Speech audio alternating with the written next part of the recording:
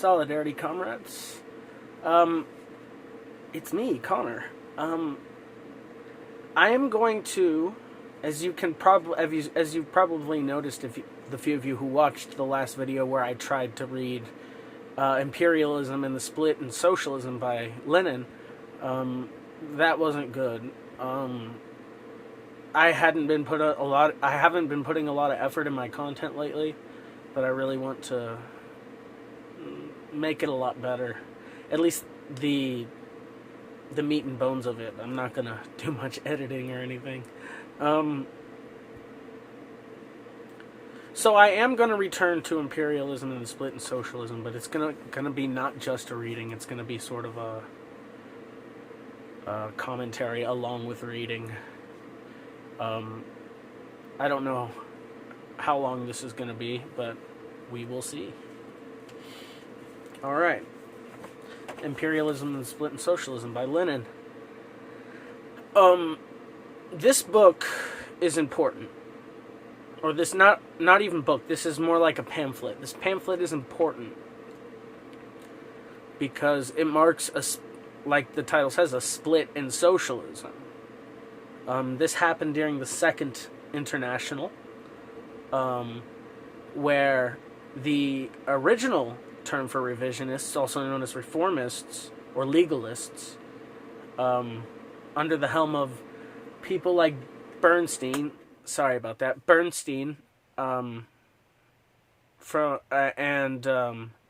other social democratic parties across the world, because at that time, in the early 20th century, right before the Russian Revolution, not right before, but around the time of the Russian Revolution, there was a distinct split at the Second International within the social democratic parties, which were the original socialist and Marxist parties before the Bolsheviks founded the idea of the Vanguard Party and the Communist Party. So, at the First International, that was the split between socialism and anarchism. Marx was around at that time, Engels, and in the anarchist corner you had, it was led by Bakunin. Or, no, not Bakunin.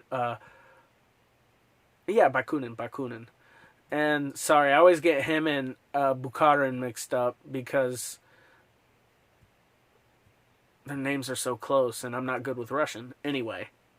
And the Second International was held, and the major issues set out by Lenin were the adoption of his theory of imperialism and its rejection by the reformists and legalists who wanted to operate within imperialist states and wanted to support imperialist wars. And Lenin, using dialectical materialism, outright rejected this because it went against everything that scientific socialism and Marxist is. And this clear split is the birth of Leninism as a defined ideology. And that's why this pamphlet is so important, because Lenin talks about the split himself. So this is very interesting. So let's get started reading it, and if I have anything to add, I will. So let's get started. Is there any connection between imperialism and the monstrous and disgusting victory opportunism, in the form of social chauvinism, has gained over the labor movement in Europe? So Lenin starts out asking a sort of a question that he's going to answer, and is also being very vitriolic about it, because if Lenin was good at anything, he was good at putting down his opponents in a very concise way. Just read Left Communism and Infantile Disorder. This is the fundamental question of modern socialism, and having in our party literature fully established, first, the imperialist character of our era and of the present war. And second, the inseparable historical connection between social chauvinism and opportunism, as well as the intrinsic similarity of their political ideology. We can and must proceed to analyze this fundamental question. We have to begin with as precise and full a definition of imperialism as possible. Imperialism is a specific historical stage of capitalism. Its specific character is threefold. Imperialism is 1. Monopoly capitalism, 2.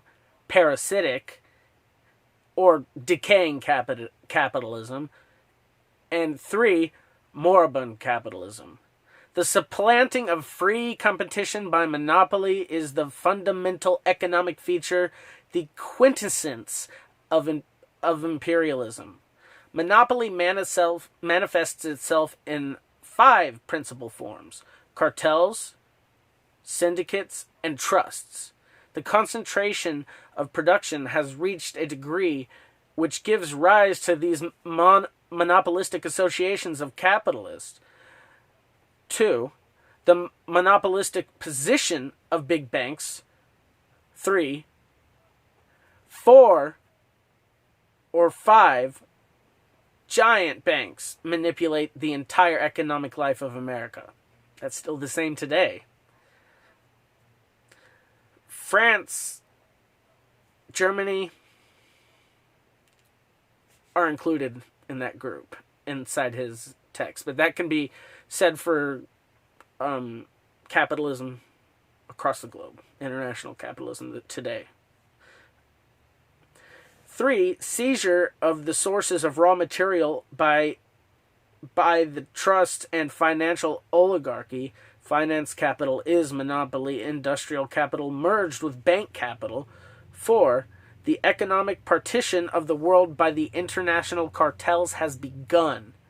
There are already over 100 such international cartels which command the entire world market and divide it amicably among themselves until war redivides it. The export of capital, as distinct from the export of commodities under non-monopoly capitalism, is a highly characteristic phenomenon and is closely linked with the economic and territorial political partition of the world. 5. The territorial partition of the world, quote-unquote colonies, is completed. So if you look at this analysis of imperialism, saying that it's parasitic and or Lenin's definition, the way he defined it and popularized it in Marxist circles, saying it's parasitic and decaying, moribund capitalism, monopoly capitalism, but then these monopolistic associations control the economy. The only difference is, and the economic incentive to colonize other nations, and that's a form of imperialism, and it's happening today with neocolonialism and modern imperialism. The only difference is today you see a clear divide between imperialists and victims of imperialists, where they don't even fight wars against each other anymore. Imperialists only fight wars against those who oppose imperialism. They don't fight other imperialists anymore, so it's only created this global unity amongst imperialists, and that's why all the nations that are victims of imperialism need to unite in a struggle in anti-imperialism, and comrades within imperialist corps, like us in the Party of Communist USA and many other communists, need to fight imperialism from within. We have that opportunity being within the heart of the beast to fight. So you should, if you want to fight imperialism, you should join a communist party, and the only communist party in the United States that's Marxist-Leninist, and Marxist-Leninist and states it in their literature is us, the Party of Communist USA. We also have transmission belt organizations, Leninist organizations. He called these communist fronts transmission belts because we're trying to transmit people who are non-communist into communist through these organizations of broad mass support, these mass organizations. Our anti-imperialist mass organizations are U.S. Friends of the Soviet People, which is allied with all anti-imperialist struggles in the world and fights and anti-war struggles. The same with the Movement for People's Democracy, which one of its foundational principles is the anti-war movement and anti-imperialist movement. And these organizations can have non-communists in them. And not anti-communists, but non-communists. So it's good for transitioning non-communists into communists to bring them into the party. And that's why we have them. So anyway, let's continue. Imperialism as the highest stage of capitalism in America and Europe, and later in Asia, took final shape in the period of 1898 to 1914.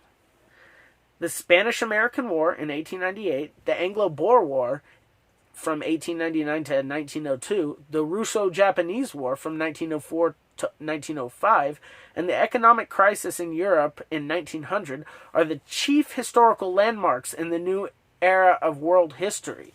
So you can see how the world is changing at this time, how imperialism, America finally extends from its isolationist period in 1898 to have an imperialist overseas empire.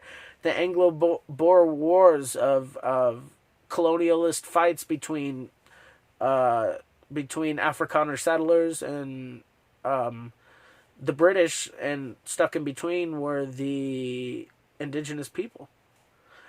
And the Russo-Japanese War was an intra-imperialist conflict that involved a lot of China being, northeast China, Manchuria being, and Liaodong being shifted around. That was millions of people. So it was a very tumultuous time, as you all know, which is why it was the truly first wave of socialist revolution.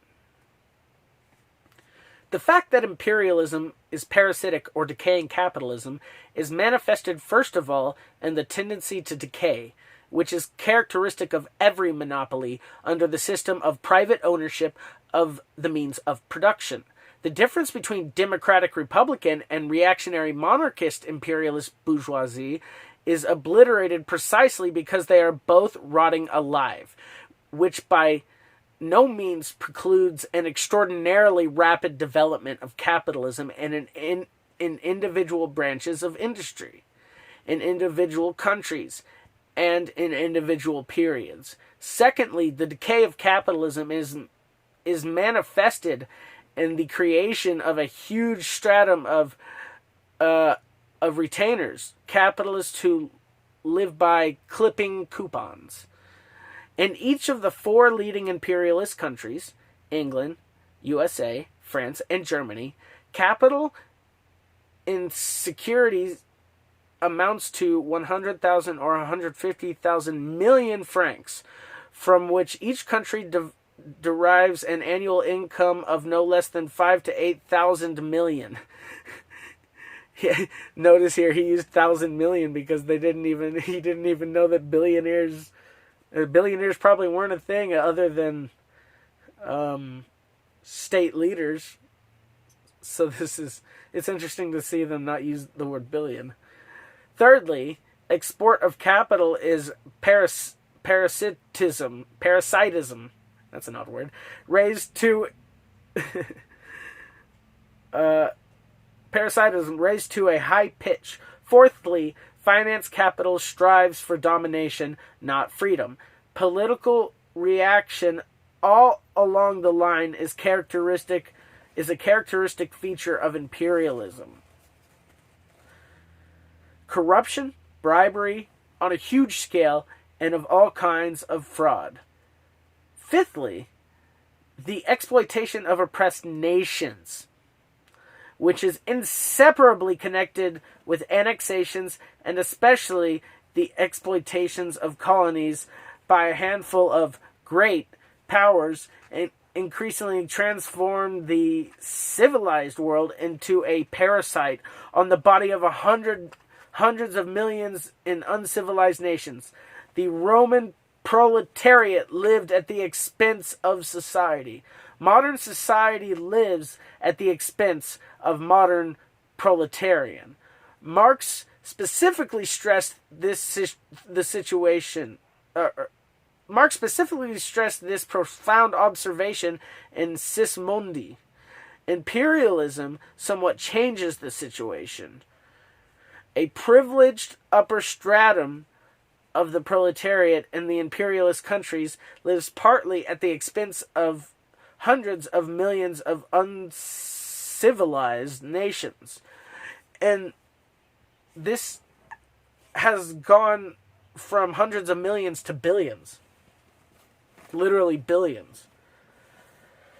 And today, I would say about 2/3 of the world is, well, not 2/3 of the world, but 1/3 of the world is being exploited by imperialism, but 2/3 of the world are in the fight against it.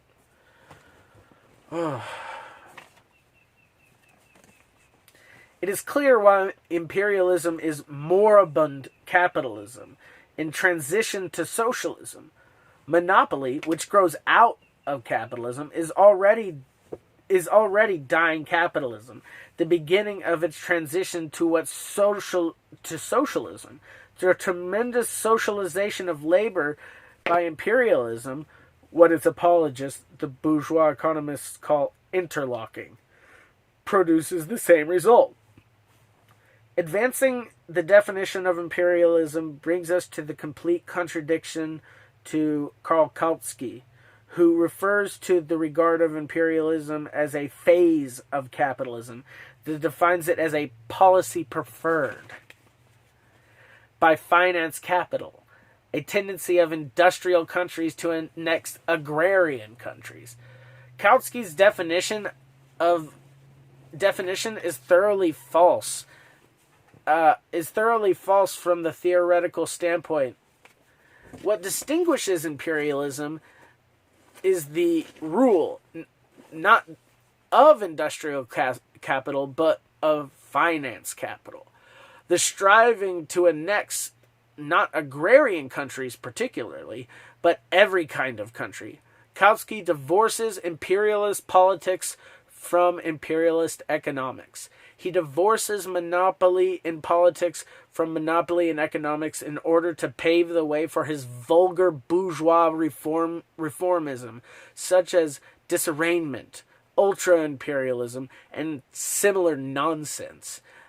The whole purpose and significance of this theoretical falsity is to obscure the most profound contradictions of imperialism, and thus justify the theory of unity with apologists of imperialism, the outright social chauvinists and opportunists. This was Lenin's main gripe, why there was a split between communists and social democrats, between revolutionaries and opportunists, between reformism and revolution. And Kautsky, along with Bernstein, was one of these leading figures, Kautsky especially.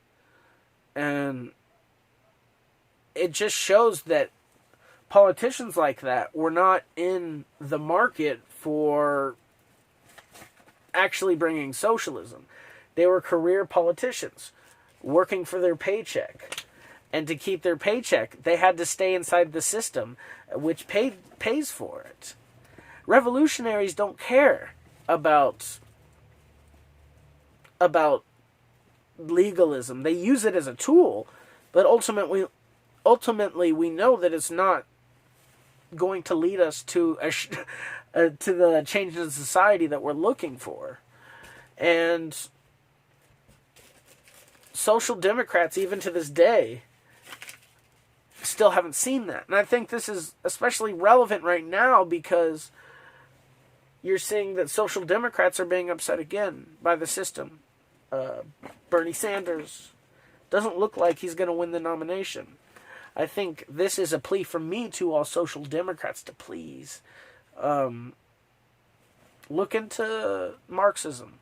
Look into Leninism. Join a communist party. Join the Party of Communist USA. If you're not sure about that, join the Movement for People's Democracy. You don't even have to be a communist. It's for just people who want to fight for the tenets of that. We have dealt at sufficient length with Kautsky's break with our Marxism on this point in Sozialdemokrat and Kommunist. Those are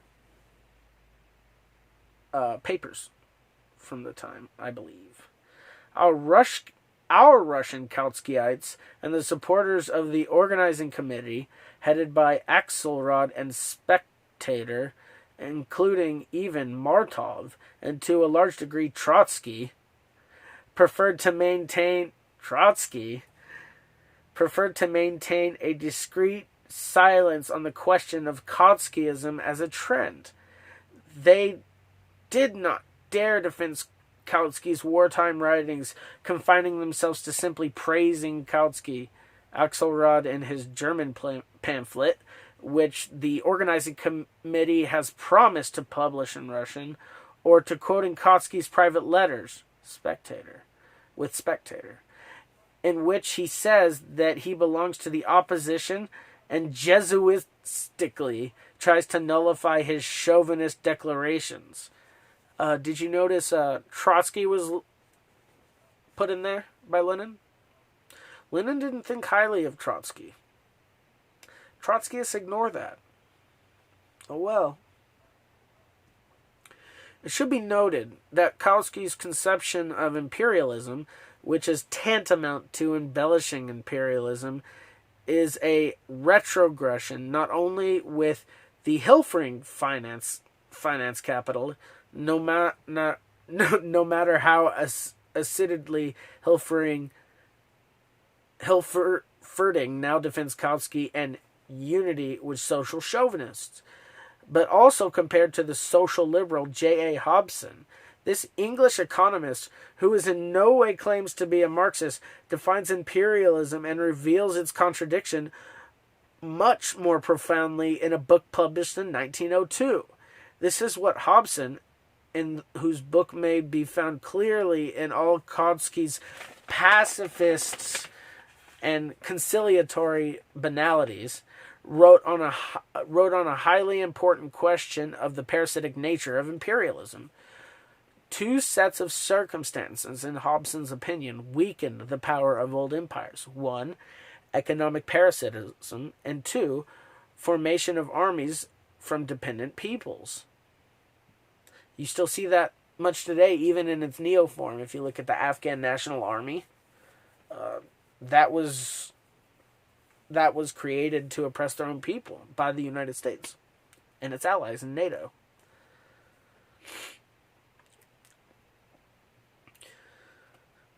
There is first the habit of economic parasitism, by which the ruling state has used provinces, colonies, and dependencies in order to enrich its ruling class and bribe its lower class into acquiescence.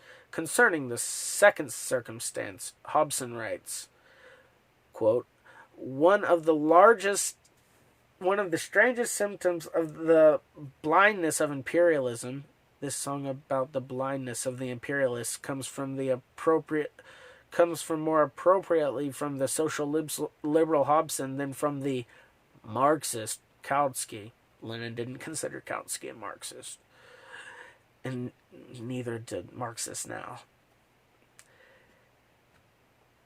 Is the reckless indifference with which Great Britain, France, and other imperial nations are embarking on the perilous dependence. Great Britain has gone farthest. Most of the frightening by which we have won our Indian empire has been done by natives in India and more recently Egypt. Great standing armies are placed under British commanders, almost all fighting the associated with the African Dominion, except in the southern part, has been done for us by natives. So this is just further proof that colonized people, not only is their wealth stolen, but their lives are stolen too by imperialism, and they force their own people to fight against each other. Sorry, I'm looking for something. I'll find it.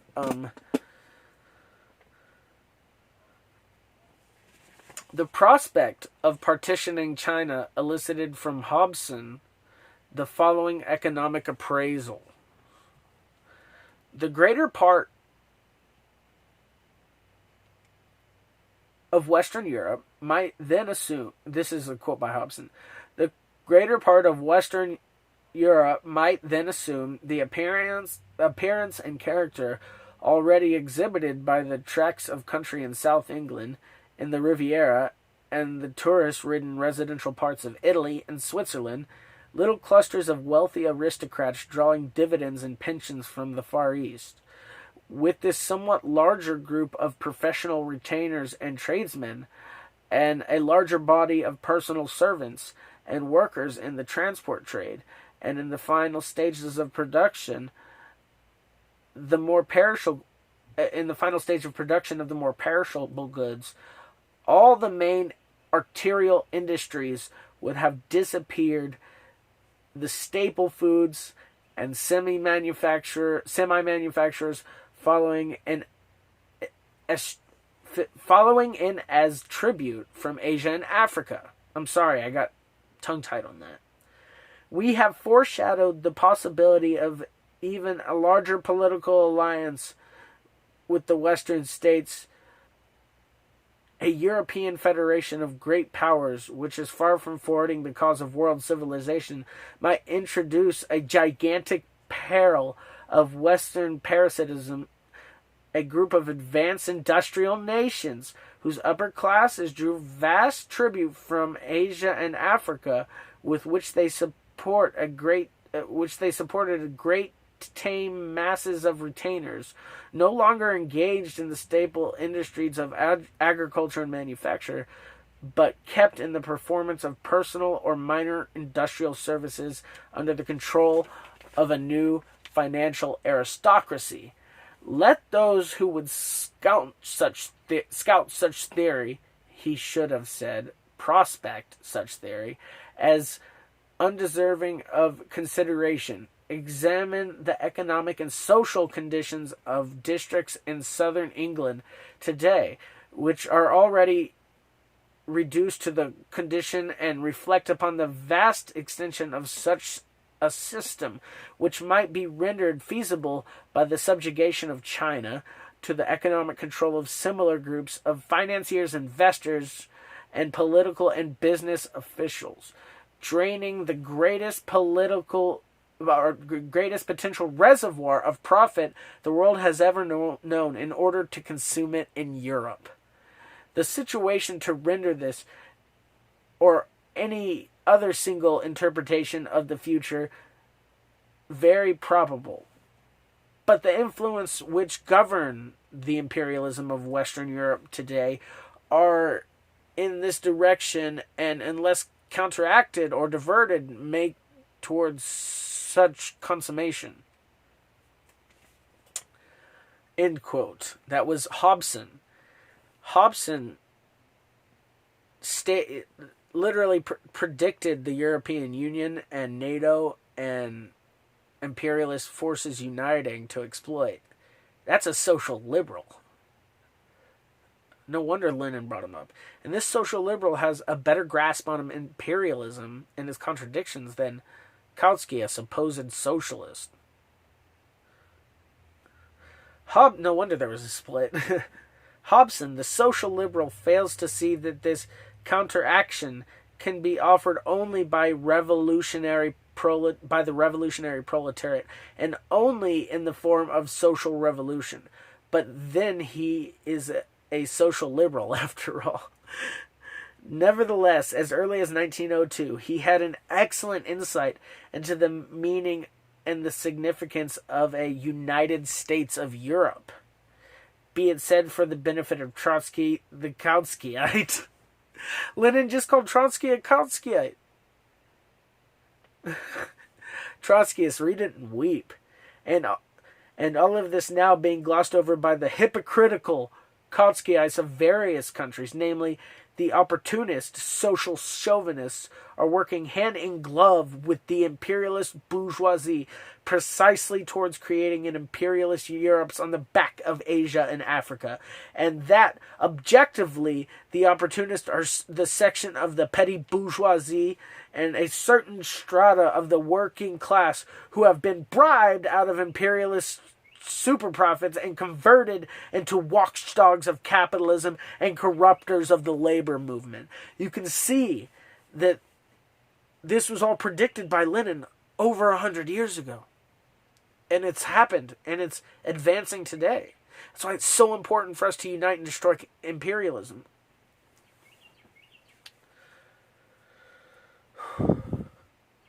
Both in articles and in the resolutions of our party, we have repeatedly pointed out to this most profound connection, the economic connection between the imperialist bourgeoisie and the opportunism which has triumphed in the labor movement. And from this, incidentally, we concluded that the split with the social chauvinists was inevitable. Our Trotskyites preferred to evade the question. Martov, for instance, uttered his lectures on sophistry, which in the bulletin of the Organized Committee Secretariat Abroad, number 4, April 10th, 1916, is expressed as followed, quote, "The cause of revolutionary social democracy would be in a sad, indeed hopeless plight, if those groups of workers who in mental development approach most closely to the intelligentsia and who are highly skilled, fatally driven away from it towards opportunism," unquote. This means by the means of the silly word fatally and a certain sleight of hand, the fact is evaded that certain groups of workers have already drifted away to opportunism and to this imperialist bourgeoisie, and that is the very fact the sophists of the organizing committee want to evade. They confine themselves to the official optimism. The Trotskyite, Hilferding, and many others now flaunt. Objective conditions guarantee the unity of the proletariat and the victory of the revolutionary trend. We, forsooth, are opportunists with regard to the proletariat. But in reality, all these Trotskyites, Hilferding, and the OC supporters, Martov and company, are optimists. With regard to opportunism, that is the whole point. The proletariat is the child of capitalism, of world capitalism, not only of European capitalism or imperialist capitalism on a world scale, 50 years sooner or 50 years later measured on a world scale. This is a minor point. The proletariat, of course, will be united and revolutionary. Social democracy will inevitably be victorious within it. But that is not the point, messieurs. Trotskyites, the point is that at the present time, in imperialist countries of Europe, you are fawning on the opportunists who are alien to the proletariat as a class, who are the servants of the agents of the bourgeoisie and the vehicles of its influence. And unless the labor movement rids itself of them, it will remain a bourgeois labor movement. By advocating unity with opportunists, with the Legins, the Davids, the Plekhanovs, the Chekhinkles, the Potrazovs, etc., you are objectively defending the enslavement of the workers by the imperialist bourgeoisie with the aid of the best agents of the labor movement. The victory of revolutionary social democracy on a world scale is absolutely inevitable. Only it is motivating and will move, is proceeding and will proceed against you, it will be a victory over you. When he says revolutionary social democracy at the time, that was the name of socialists, communists. It was not long after this that, communist became, and social democracy became completely split in its nomenclature. Also, the fire in this is brilliant. These two trends, one might even say two parties, in the present-day labor movement, which in 1914 to 1916, so obviously parted ways all over the world, were traced by Engels, Marx in England throughout the course of decades, roughly from 1852 to 1892.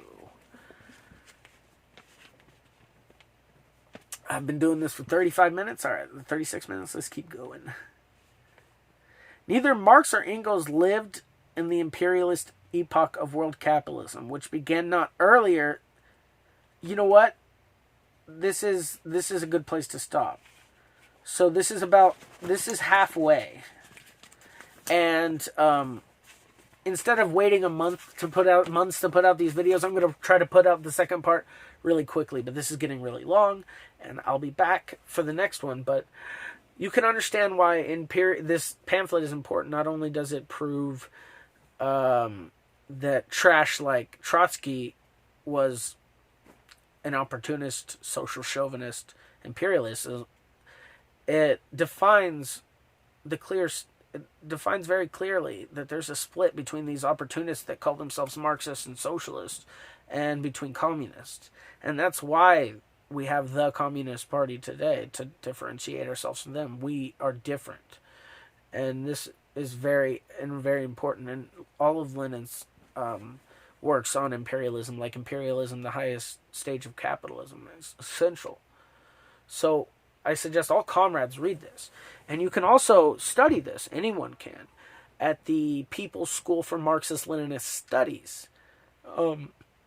It is a Marxist-Leninist school run by the Party of Communist USA that holds classes once every 2 weeks on Thursday evening. And we study certain Marxist texts, theory, history, and things like that. And anyone is invited. Anyone's invited. As long as you follow Robert's rule of conference decorum, then you are okay. And you can join. Basically, wait your turn to speak. Don't talk over people, and don't be antagonistic, and you can come and join. So that is at the psmls.org.